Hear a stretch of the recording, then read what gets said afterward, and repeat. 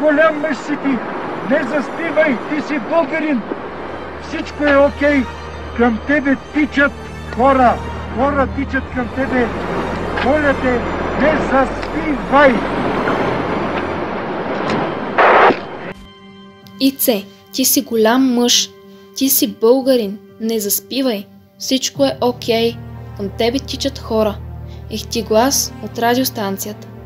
В отговор Христо Проданов, който часове по-рано става първия българин, изкачил Еверест, промълвява може би последните си думи.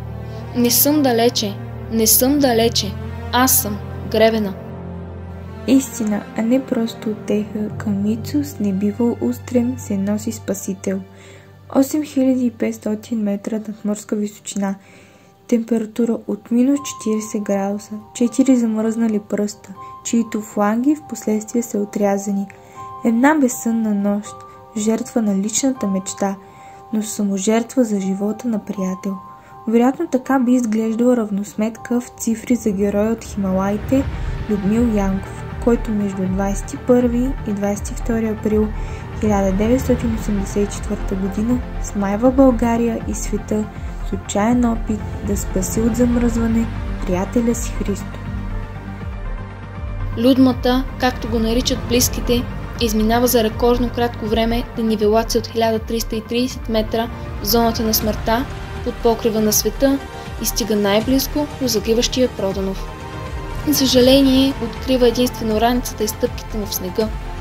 На Еверест смърт няма, има само сливане с мечтата.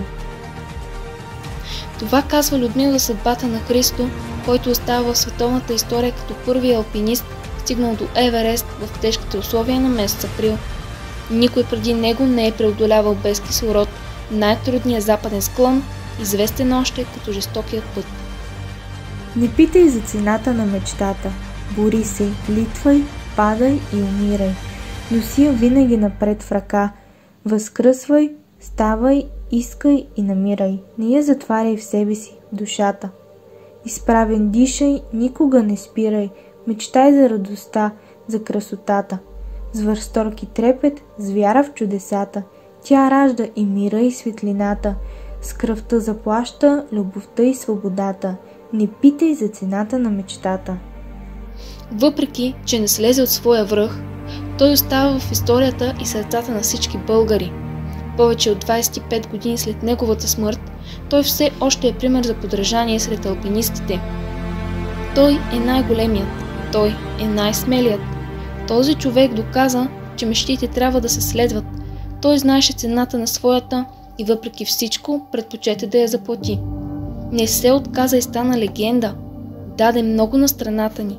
Стана пример за младите планинци и остави множество маршрути, разкриващи красотата на българската природа. Единственото, което ние можем да кажем, е едно голямо: благодарим ти, Христо!